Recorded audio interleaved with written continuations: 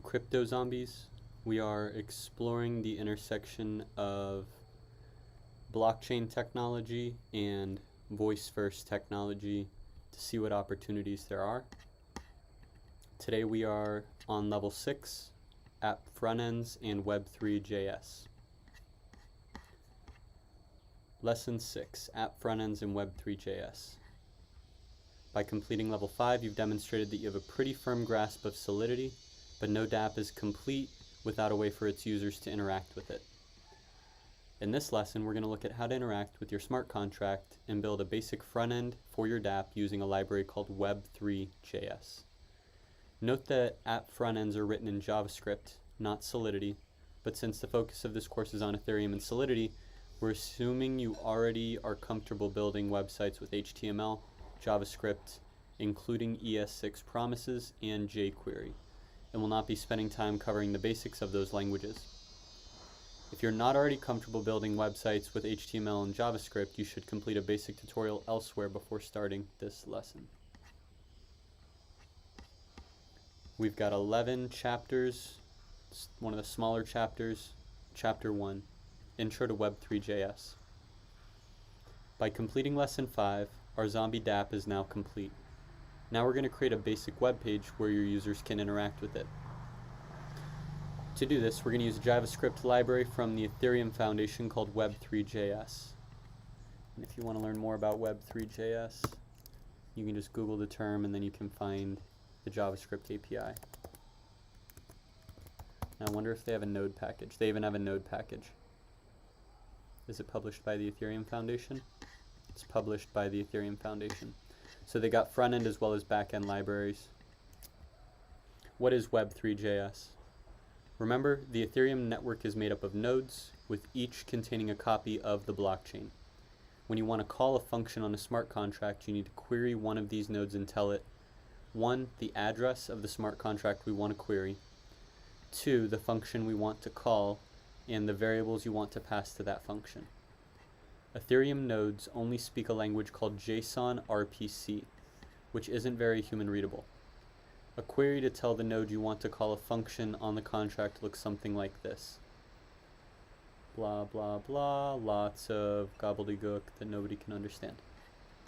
Luckily, Web3.js hides these nasty queries below the surface, so you only need to interact with a convenient and easily readable JavaScript interface.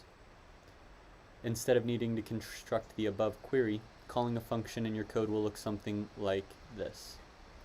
CryptoZombies.methods, then we call the createRandomZombie function. We pass in the name of Vitalik Nakamoto, a mix of Vitalik Buterin and Satoshi Nakamoto. Send from an Ethereum address, and then we pay lots of gas. We'll explain the syntax in detail over the next few chapters, but first let's get your project set up with Web3.js. Depending on your project's workflow, you can add Web3.js to your project using most package tools. You can use NPM, you can use Yarn, you can use Bower. Whatever your package tool is, they have an option. Or you can simply download the minified JS from GitHub and include it in your project. There's a script, and then you can just have this in your local project folder. Since we don't want to make too many assumptions about your development environment and what package manager you use, for this tutorial we're going to simply include Web3 in your project using the script tag above. Put it to the test. We've created a shell of an HTML project for you. Index.html, let's assume you have a copy of web3.min.js in the same folder as index.html. Go ahead and copy and paste the script tag above into our project so we can use Web3.js. That sounds pretty straightforward. I guess we don't want the comment. Got it. Chapter 2, Web3 providers. Great. Now that we have Web3.js in our project, let's get it initialized and talking to the blockchain. First thing we need is a Web3 provider. Remember, Ethereum is made up of nodes that all share a copy of the same data. Setting a Web3 provider in Web3.js tells our code which node we should be talking to handle our reads and writes. It's kind of like setting the URL of the remote web server for your API calls in a traditional web app. You could host your own Ethereum node as a provider, However, there's a third-party service that makes your life easier, so you don't need to maintain your own Ethereum node in order to provide a dApp for your users. It's called Infura. Never heard of Infura before. Infura is a service that maintains a set of Ethereum nodes with a caching layer for fast reads, which you can access for free through their API. Using Infura as a provider, you can reliably send and receive messages to and from the Ethereum blockchain without needing to set up and maintain your own node. You can set up Web3 to use Infura as your Web3 provider as follows. So we just set up our WebSocket with the Infura domain. However, since our dApp is going to be used by many users, and these users are going to write to the blockchain and not just read, we'll need a way for the users to sign transactions with their private key. Note, Ethereum and blockchains in general use a public-private key pair to digitally sign transactions. Think of it like an extremely secure password for a digital signature. That way, if I change some data on the blockchain, I can prove my public key that I was the one who signed it. But since no one knows my private key, no one can forge a transaction for me. Cryptography is complicated, so unless you're a security expert and really know what you're doing, it's probably not a good idea to try to manage users' private keys yourself in your dApp's front end. But luckily for you, you don't need to. There are already services that handle this for you. The most popular of these is Metamask. I've already been using Metamask to publish Polygon smart contracts. So this Metamask seems to be the industry standard. Metamask, oh, they've got the link, is a browser extension for Chrome and Firefox, as well as Brave if you use the open source Brave browser, that lets users securely manage their Ethereum accounts and private keys, and use these accounts to interact with websites that are using Web3.js. If you haven't used it before, you'll definitely want to go and install it. Then your browser is Web3 enabled, and you can now interact with any website that communicates with the Ethereum blockchain. As a developer, if you want users to interact with your dApp through a website in their web browser, like you're doing with our CryptoZombies game, you'll definitely want to make it Metamask compatible. Note, Metamask uses Infura's servers under the hood as a Web3 provider, just like we did above. But it also gives the user the option to choose their own Web3 provider. So by using Metamask's Web3 provider, you're giving your users a choice, and it's one less thing you have to worry about in your app. Using Metamask's Web3 provider. Metamask injects their Web3 provider into the browser in the global JavaScript object Web3, so your app can check to see if Web3 exists, and if it does, you can use web3.currentProvider as its provider.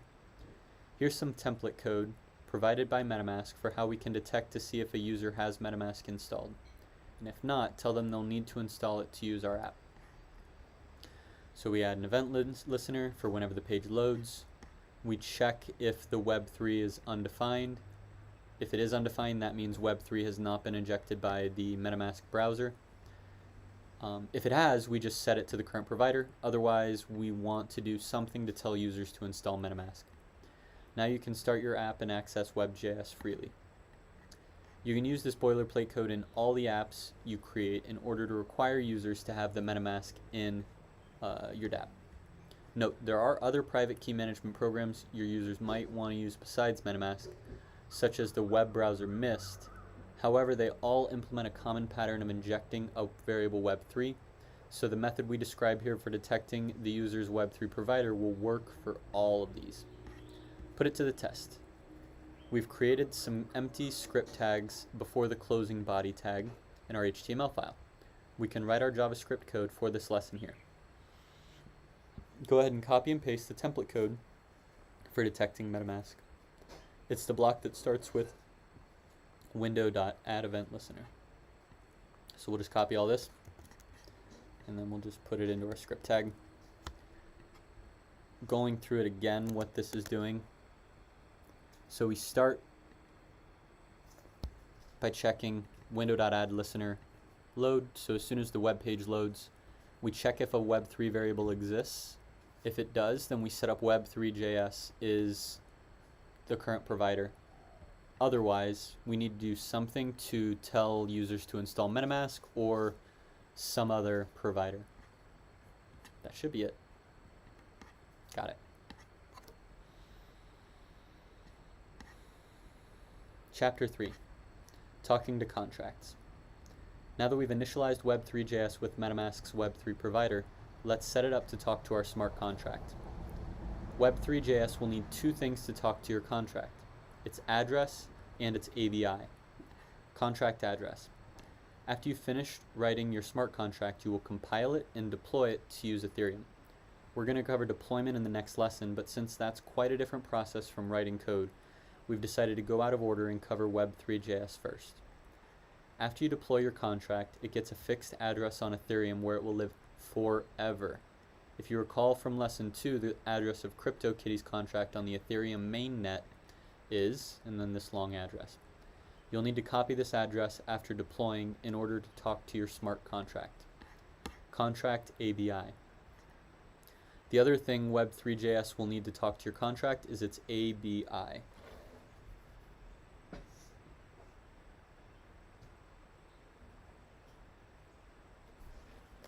ABI stands for Application Binary Interface.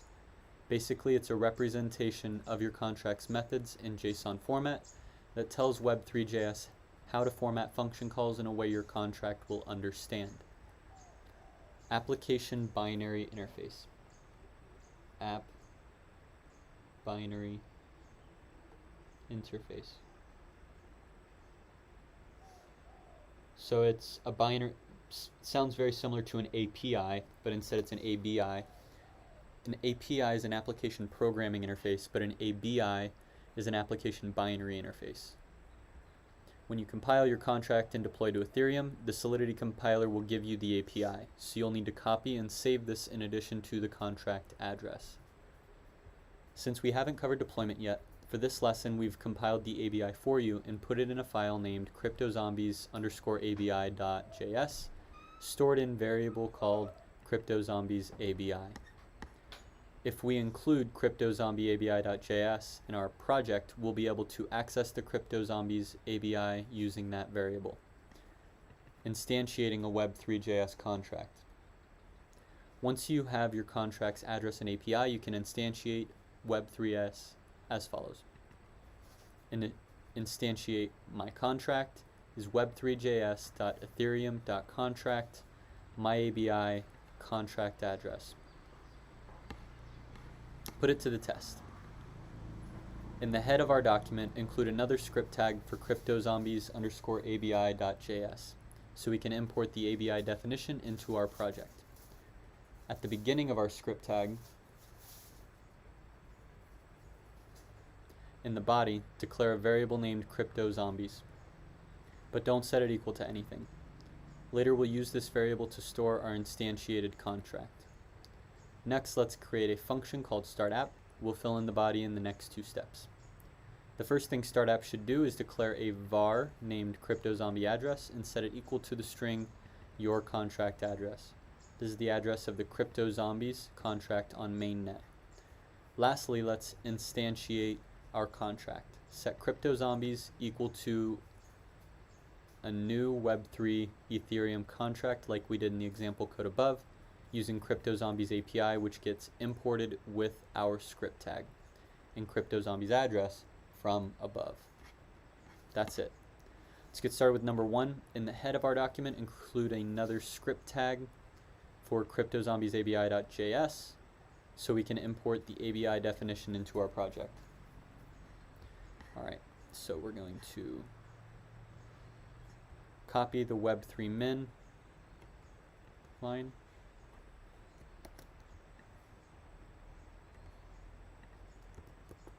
And now we want to change the path to import our ABI. So now we're importing our ABI. Do we have? So this is what our ABI looks like. It's a pretty long file. It's got 439 lines and it's a JSON file that has all the data we need to talk to our smart contract. In the head, we have imported it. That looks good to me. At the beginning of our script tag in the body, declare a variable named CryptoZombies. Okay, so we'll declare a var of CryptoZombies.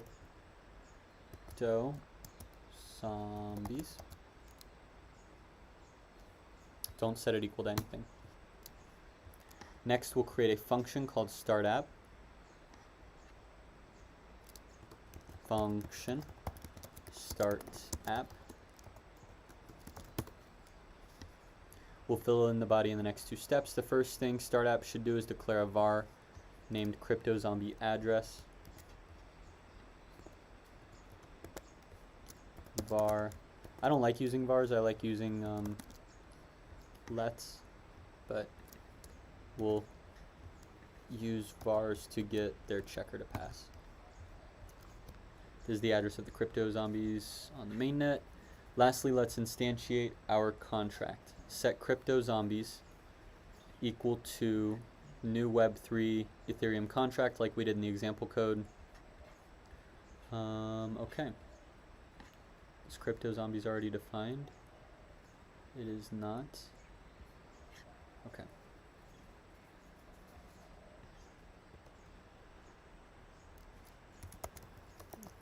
CryptoZombies equals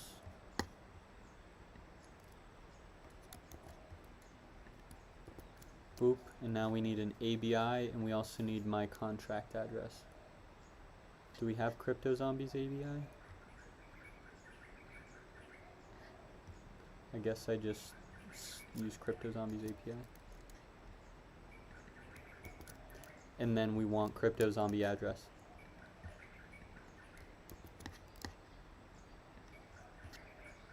Okay, it does export this variable, probably. I guess it doesn't need exported. Should be everything we need.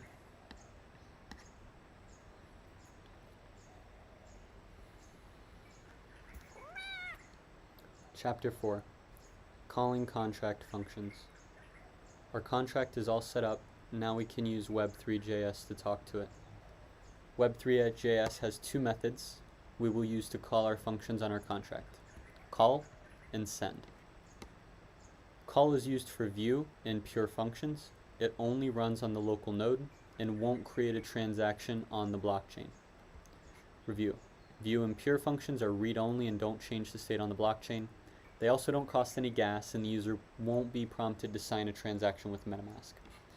Using Web3.js, you would call a function named myMethod with the parameter 123 as follows: mycontract.methods.myMethod123.call. So the method, and then that's the parameter we would pass in. Send. Send will create a transaction and change data on the blockchain. You'll need to use send for any functions that aren't view or pure. Note, sending a transaction will require the user to pay gas and will pop up their Metamask to prompt them to sign a transaction. When we use Metamask as our Web3 provider, this all happens automatically when we call send. We don't need to do anything special in our code, which is pretty cool. Using Web3.js, you would send a transaction, calling a function named myMethod with the parameter 123 as follows. So it looks the exact same as what we would use up here, just instead of .call we would use .send. It's almost identical to call. Getting zombie data. Now let's look at a real example of using call to access data on our contract. Recall that we made an array of zombies public. In Solidity, when you declare a variable public, it automatically gets a public getter function with the same name. So if you want to look up the zombie with ID 15, you would call it as if it were a function, zombies 15. Here's how we would write a JavaScript function in our front end that would take a zombie ID, query our contract for that zombie, and return the result. Note, all the code examples we're using in this lesson are using version 1.0 of Web3.js, which uses promises instead of callbacks. Many other tutorials you'll see online are an older version of Web3. The syntax changed a lot with version 1.0, so if you're copying code from other tutorials, make sure they're using the same version as you. Function getZombieDetail calls our CryptoZombies methods of zombies with the ID, and then we just call it, which will not charge our users any transactions using Metamask. Call the function and do something with the result.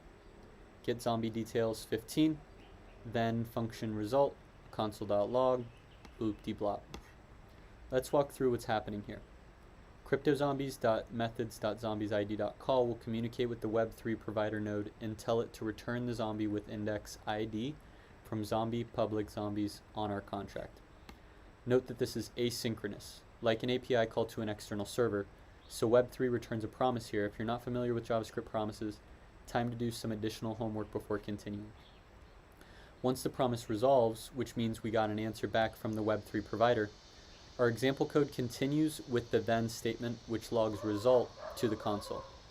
Result will be a JavaScript object that looks like this, with a name, a DNA, a level, a ready time, a win count, and a loss count. This is all from our struct that we created inside of zombiefactory.sol. We've got this struct with a name, a DNA, a level, a ready time, a win count, and a loss count. We could then have some front-end logic to parse this object and display it in a meaningful way on the front end. Put it to the test. We've gone ahead and copied get zombie details into the code for you. Get zombie details. Let's create a similar function for zombie to owner. If you recall from zombiefactory.sol, we had a mapping that looked like mapping of a uint to an address. Define a JavaScript function called zombie to owner, similar to get zombie details. It will take an ID as a parameter and will return a Web3 call to zombie to owner on our contract. Below that, create a third function called get zombies by owner. If you recall from zombie helper, the function definition looks like this. Function get zombies by owner, address of the owner. Our function get zombies by owner will take owner as a parameter and will return a Web3 call to get zombies by owner. Start with number 1. Let's create a similar function for zombie to owner. So we'll make a function called zombie to owner.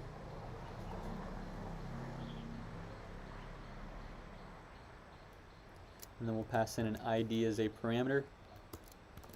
And then it's going to return CryptoZombies.methods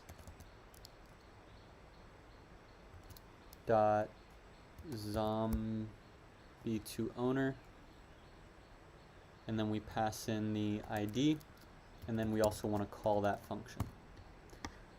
Okay, number 1 is complete. Below that, create a third function for get zombies by owner. Function get zombies by owner. And then we want owner as a parameter, and it will return a call to get zombies by owner.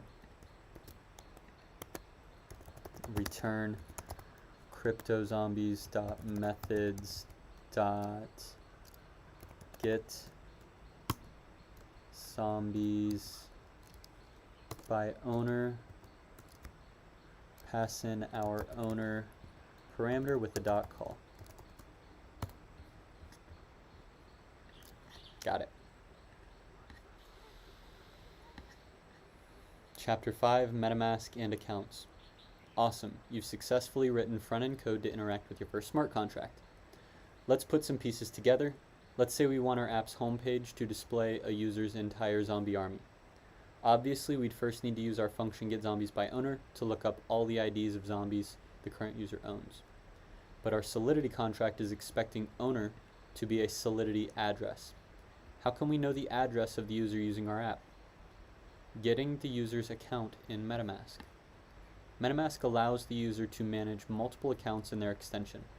We can see which account is currently active in the injected Web3 variable via variable user account is web3.eth.accounts0, the first element in the array. Because the user can switch the active account at any time in Metamask, our app needs to monitor this variable to see if it has changed and update the UI accordingly.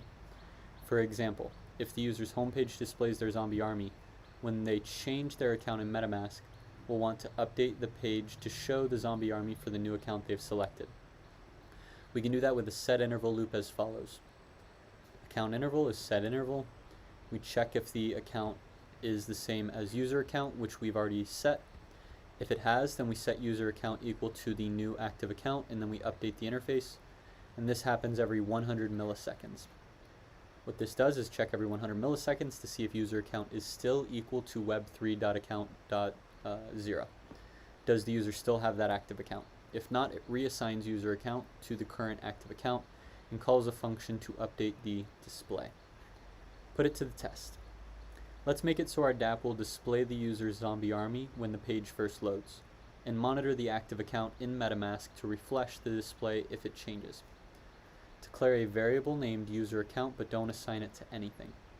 At the end of start app, copy and paste the boilerplate account interval code from above. Replace the line update interface with a call to get zombies by owner and pass it user account. Chain a then statement after get zombie by owner and pass the result to a function named display zombies. The syntax is .then display zombies. We don't have a function called display zombies yet, but we'll implement it in the next chapter. Let's get started with number 1. Declare a variable named user account. So right here, we will declare a var called user account. Don't assign it to anything. At the end of start app, copy and paste the boiler account interval code from above. Account interval code at the end of start app. And then we'll fix our tabs.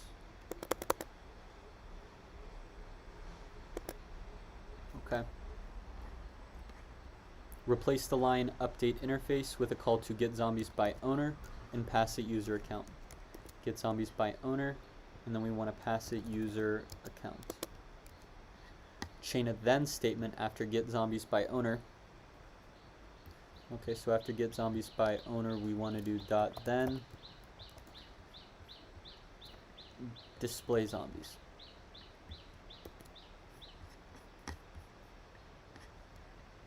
Got it. Over halfway done. Chapter 6, displaying our zombie army. This tutorial wouldn't be complete if we didn't show you how to actually display the data you get back from the contract. However, realistically, you'll want to use a front-end framework like React or Vue in your app. We like to use React typically, since they make your life a lot easier as a front-end developer. But covering React or Vue is way outside the scope of this tutorial. That would be an entire tutorial of multiple lessons in and of itself.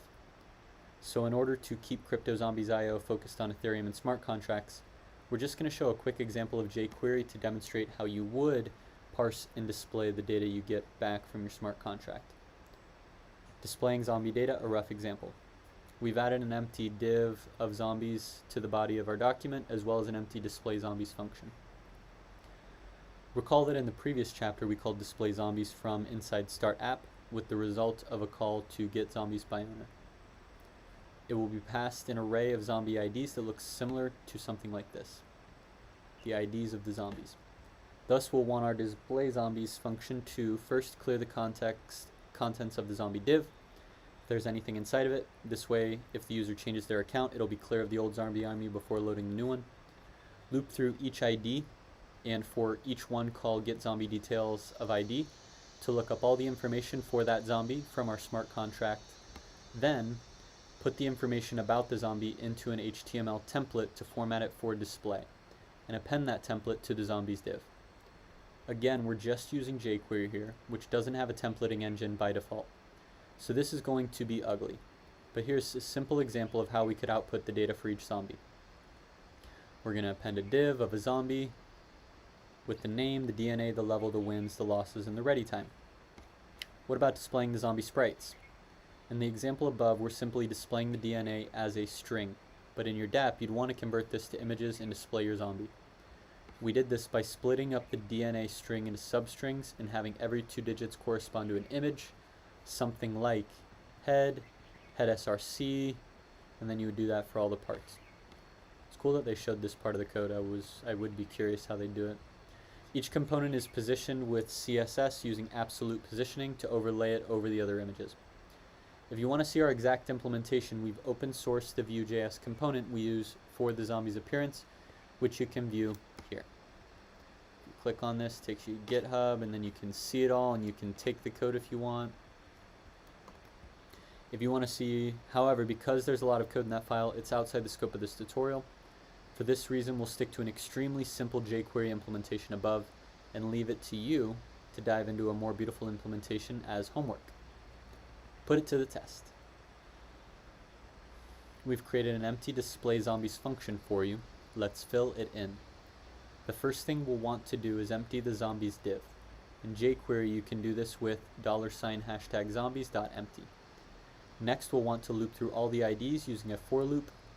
Inside the for loop, copy and paste the code block above called getZombieDetails ID for each ID, and then use zombies.append to add it to our HTML. Okay, number 1. First thing we'll want to do is empty the zombies div. Let's just copy this emptying code.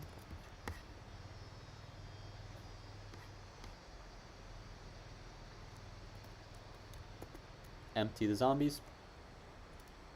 Now we'll want to use the IDs that are passed, so we will say for ID of IDs. Now we've got a for loop. Inside the for loop, copy and paste the code block above that called getZombieDetails ID. Okay, so for each of the IDs, we're going to look up the zombie details for that ID and then append to our zombie to the zombies array. Got it. Chapter 7, sending transactions. Awesome. Now our UI will detect the user's Metamask account and automatically display their zombie army on the home page. Now let's look at using send functions to change data on our smart contract. There are a few major differences from call functions. Sending a transaction requires a from address of who's calling the function, which becomes message.sender in your Solidity code. We'll want this to be the user of our dApp, so Metamask will pop up to prompt them to sign the transaction. Sending a transaction costs gas. There will be a significant delay from when the user sends a transaction and when that transaction actually takes effect on the blockchain. This is because we have to wait for the transaction to be included in a block, and the block time for Ethereum is on average 15 seconds. If there's a lot of pending transactions on Ethereum, or if the user sends too low a gas price, our transaction may have to wait several blocks to get included, and this could take minutes. This third part depends on the blockchain. If you use something like Ethereum or Algorand or Cardano, the block times and the gas fees might be different to get your transaction included in the block. Thus, we'll need logic in our app to handle these asynchronous nature of this code. Creating zombies. Let's look at an example with the first function in our contract a new user will call. Create random zombie. As a review, here's the Solidity code for our contract. We just pass in the name of a zombie. It then requires that the owner zombie count is 0, so we create the first one that's random. Then we generate random DNA, we modulo it by 100, and then we create the random zombie. Here's an example of how we could call this function in Web3.js using Metamask. We create a random zombie, customer passes in a name, then we update the text to let everyone know we're creating a new zombie on the blockchain. Then we send the method to the blockchain from the user account so once we get the receipt that happened, we then can update successfully created the name of the zombie, get zombies by owner, user account, and then we want to display the zombies. If there's an error, we will update the text display on the screen to show the error. Our function sends a transaction to our Web3 provider and changes some event listeners.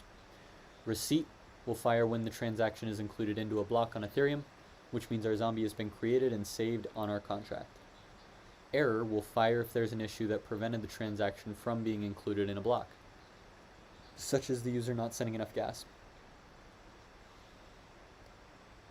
We'll want to inform the user in our UI that the transaction didn't go through, so they can try again. Note, you can optionally specify gas and gas price when you call send. If you don't specify this, Metamask will let the user choose these values. Put it to the test. We've added a div with ID text status. This way we can use this div to update the user with messages with the status of our transactions. Below display zombies, copy and paste the code from create random zombie above. Let's implement another function, feed on kitty. The logic for calling feed on kitty will be almost identical. We'll send a transaction that calls a function, and a successful transaction results in a new zombie being created for us. So we'll want to redraw the UI after it's successful. Make a copy of create random zombie right below it, but make the following changes.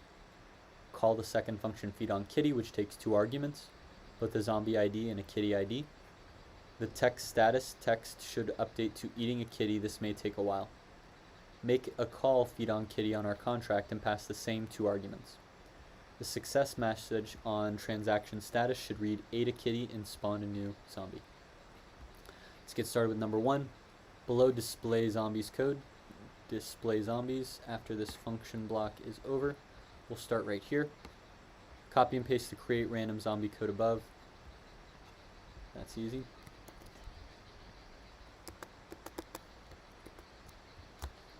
I'm going to fix the tabbing. Number 1 complete. Let's implement another function, feed on kitty. The logic for feed on kitty will be almost identical. We'll send a transaction that calls a function. Send a transaction that calls a function. And a successful transaction results in a new zombie being created for us. So we'll want to redraw the UI after it's successful. Make a copy of create random zombie right below it, but make the following changes.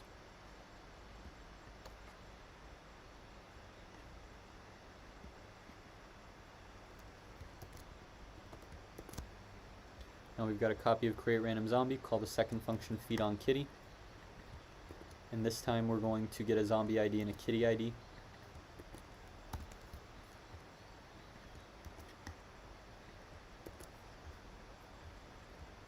The text status should update to eating a kitty. This may take a while.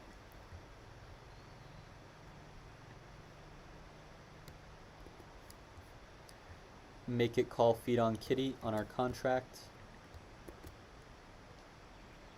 And pass the same 2 arguments of zombie ID and kitty ID. The success message should say ate a kitty, spawning a new zombie.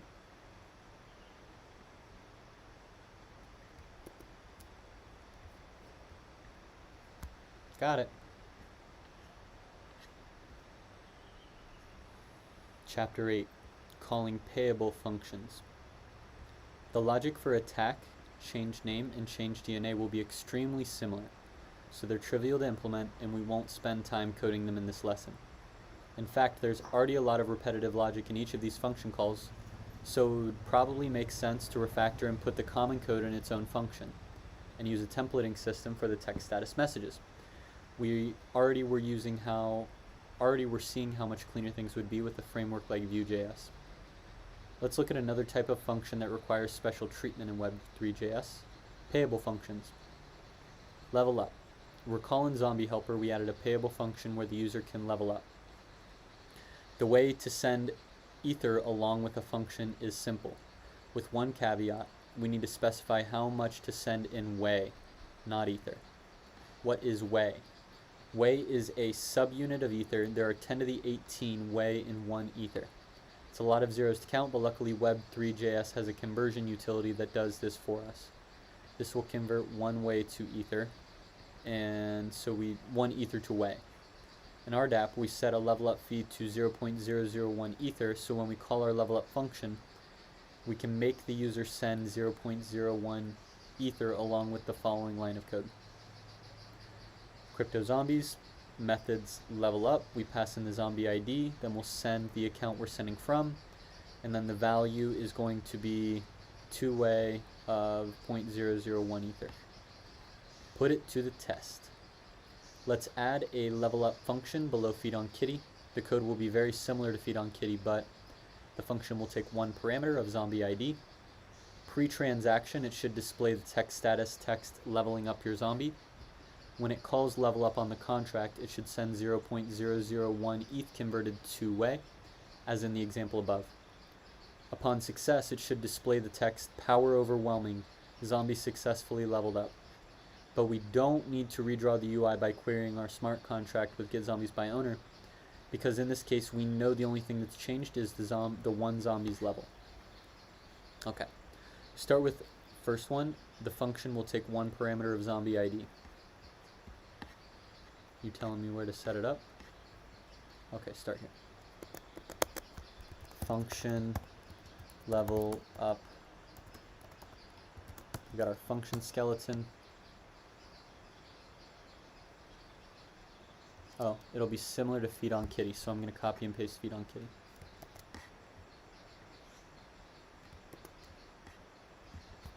Level up. One parameter of zombie ID. We don't need a kitty ID. Pre-transaction, the text should display leveling up your zombie.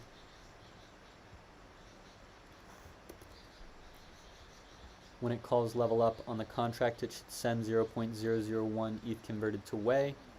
So when it calls level up, we want to pass in, what's in our level up? We just need a zombie ID, so we'll get rid of kitty ID. And then we want to send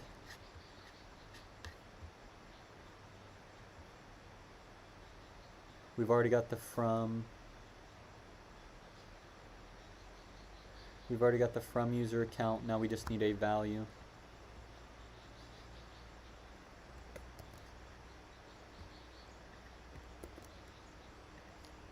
Now we've got a value, web3.js, utils to Way, 001, ether.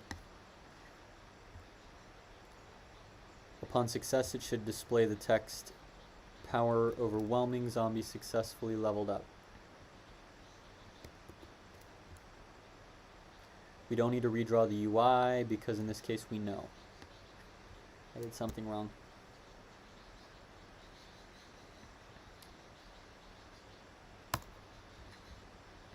Got it. Chapter 9, subscribing to events.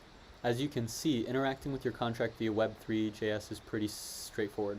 Once you have your environment set up, calling functions and sending transactions is not that different from a normal web API.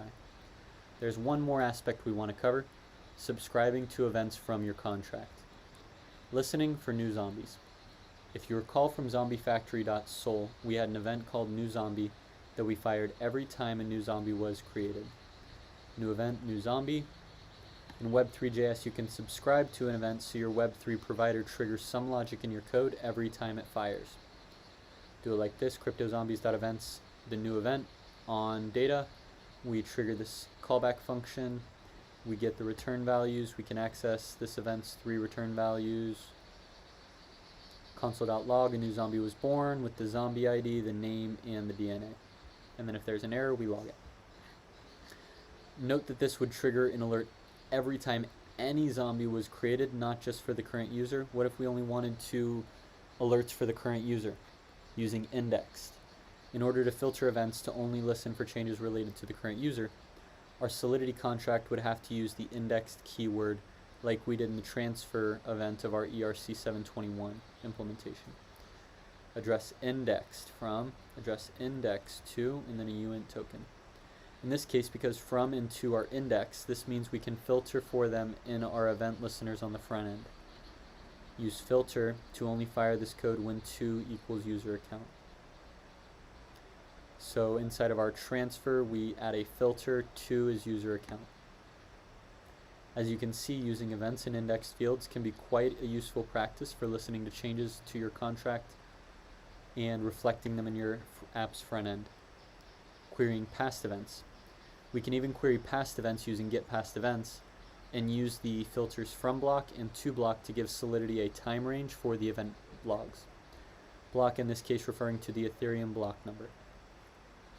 CryptoZombies.getPastEvents of new zombie from block and to block. Then we get events, which is an array of events objects that we can iterate like we did above. This code will get us a list of every zombie that was ever created. Because you can use this method to query the event logs since the beginning of time, this presents an interesting use case. Using events as a cheaper form of storage. If you recall, saving data to the blockchain is one of the most expensive operations in Solidity, but using events is much, much cheaper in terms of gas.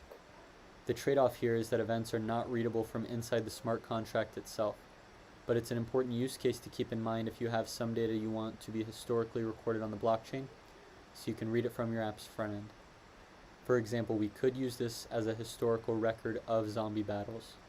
We could create an event for every time one zombie attacks another and who won. The smart contract doesn't need this data to calculate any future outcomes, but it's useful data for users to be able to browse from the app's front end. Put it to the test. Let's add some code to listen for the transfer event and update our app's UI if the current user receives a new zombie.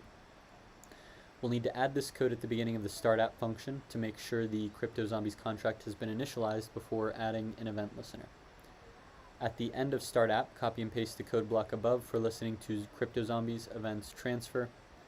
For the line to update the UI, use getZombies by owner of user account.display zombies. So we start with number 1 at the end of start app. At the end of start app, copy and paste the code for listening to the CryptoZombies transfer event. Here's the transfer event. We want to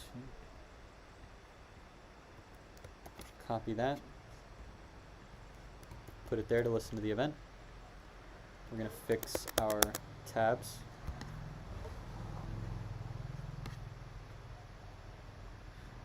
For the line to update the UI, use this line.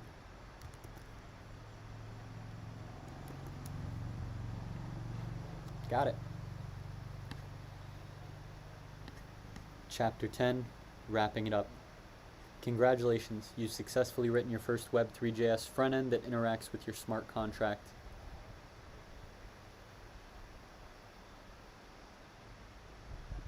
As a reward, you'll get your very own The Phantom of Web3 Zombie, level 3.0 for Web 3.0, complete with a fox mask. Check him out to the right. The fox mask is a play on Metamask.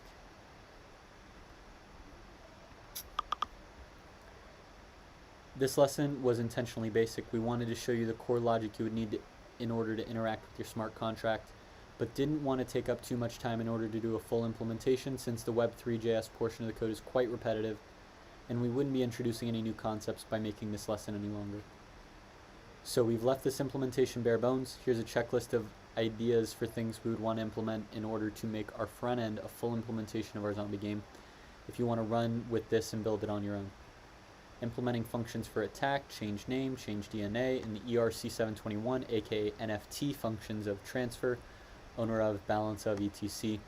The implementation of these functions would be identical to all the other send transactions we covered.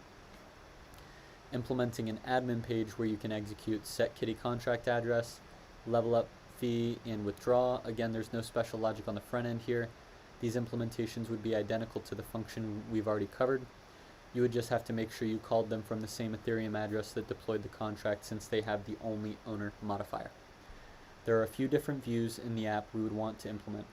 A, an individual zombie page where you can view info about a specific zombie with a permalink to it. This page would render the zombie's appearance, show its name, its owner, its win-loss count, its battle history, etc. A user page where you could view a user's zombie army with a permalink. You'd be able to click on an individual zombie to view its page. You could also click on a zombie to attack if you're logged into Metamask and have an army.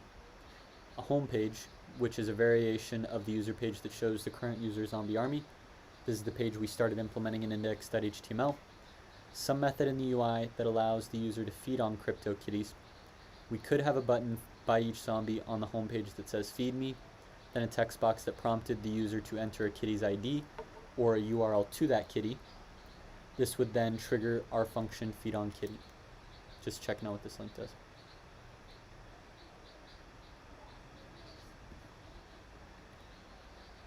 And now I'm already locked in with the wallet of Metamask. It's very close to my last name. It's only 2 letters different from my last name, Sweet Man. Some method in the UI for the users to attack another user zombie. One way to implement this would be when the user was browsing another user's page. There could be a button that said attack this zombie. When the user clicked it, it would pop up a modal that contains the current user zombie army and then prompt which zombie would you like to attack with. The user's homepage could also have a button by each of their zombies that said attack a zombie. When they clicked it, it would pop up a modal with a search field where they could type in a random zombie's ID to search for it, or an optional attack random zombie, which they could search a random number and attack them.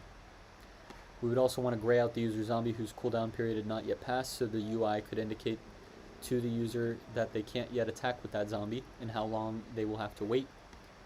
It's a lot. The user's homepage could also have options by each zombie to change name, change DNA, and level up for a fee. Options would be grayed out if the user wasn't high enough level. For new users, we should display a welcome message with a prompt to create the first zombie, which calls create random zombie. We'd probably want to add an attack event to our smart contract with the user's address as an index property, as discussed in the last chapter. This would allow us to build real-time notifications. We could show the user a pop-up alert when one of their zombies was attacked, so they could view the user zombie who attacked them and retaliate. We would probably also want to implement some sort of front-end caching layer, so we aren't always slamming in Fura with requests for the same data. Our current implementation of display zombies calls get zombie details for every single zombie every time we refresh the interface, but realistically we only need to call this for the new zombie that's been added to our army. A real-time chat room so you could trash talk other players as you crush their zombie army, yes please. That's just a start. I'm sure you could come up with even more features, and it's already a massive list. Since there's a lot of front-end code that could go into creating a full interface like this, building out this entire front-end would probably be an entire course with 10 lessons in itself. So we'll leave the awesome implementation to you. Note, even though our smart contract is decentralized, this front-end for interacting with our dApp could be totally centralized on our web server somewhere. However, with the SDK we're building at Loom Network, soon you'll be able to serve front-ends like this from their own dApp chain instead of a centralized web server. That way, between Ethereum and the Loom dApp chain, your entire app would run 100% on the blockchain. Conclusion. This concludes lesson 6. You now have all the skills you need to code a smart contract and a front end that allows users to interact with it. In the next lesson, we're going to be covering the final missing piece in this puzzle, deploying your smart contract to Ethereum. Go ahead and click next chapter to grab your reward. Congrats, you've completed lesson 6. You've received Phantom of Web3. Show off your zombie army. I'm good. Cool. That was lesson 6. Next thing we're going to be doing is going through the next lesson series, because we just finished the entire Solidity path. So now that the Solidity path is done, we'll go on the advanced Solidity path starting tomorrow. And then beyond that, we'll go to Beyond Ethereum. So this has been super helpful for me. The first lessons were all helping me learn about smart contracts. ERC 721 is really cool to understand NFTs. And then the front end was good because just having a back end smart contract is nothing if you don't have a front end for lay people to interact with it. So if you have any questions, please let me know. I'm learning more every day, and we're going to be implementing smart contracts into our Alexa for Musicians codebase soon. If you're not familiar with Alexa for Musicians, it is the only platform in the world for musicians to create conversational interfaces and earn money on platforms right now like Amazon Alexa. More platforms coming soon. And lastly, the platform we're using right now to deploy smart contracts is Polygon. The reason we've chosen Polygon is all of the transactions and smart contracts eventually get written onto Ethereum. So Polygon is a layer 2 scaling solution, which means lower transaction costs, faster transactions, and the best part is it all leverages Ethereum's security, and it all gets written to Ethereum, and it includes all of Ethereum's tools. So by learning Polygon, you're learning everything you need to know to build directly onto Ethereum. You're just taking one layer away by using a layer 2 scaling solution so that the transaction costs are lower. I've actually already published a contract on Polygon on their testnet Mumbai, and we'll probably review that in some future lessons. So again, if you have any questions, let us know in the comments. Otherwise, this is Sweets, signing off.